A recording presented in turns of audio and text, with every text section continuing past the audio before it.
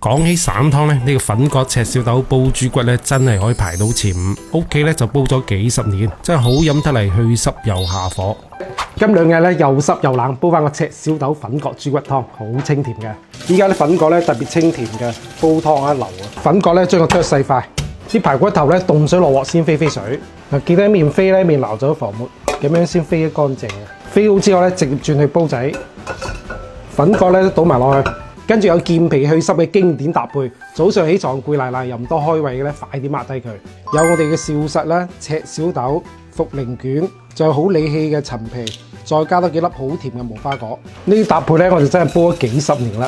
洗乾淨之後，全部倒埋落去，一次過加滿輪穿山泉，千祈唔好中途加水嚇，煲出嚟湯冇咁好飲嘅。大火煲緊，轉細火煲佢個半鐘，煲個幾鐘咧，成屋都係粉葛嘅香味，哇，正到痹啊！呢啲湯咧真係好清甜，好好飲嘅，再落少少鹽咧就可以飲啦。最好啲粉葛咧煲到好粉、好腍、好好食嘅，唔單得協濕啊，而且啲湯仲好潤嘅。平時百家一多、捱夜多咧都可以煲呢個湯嘅。哇！啲湯真係好好飲啊，清甜得嚟又回甘嗰種啊。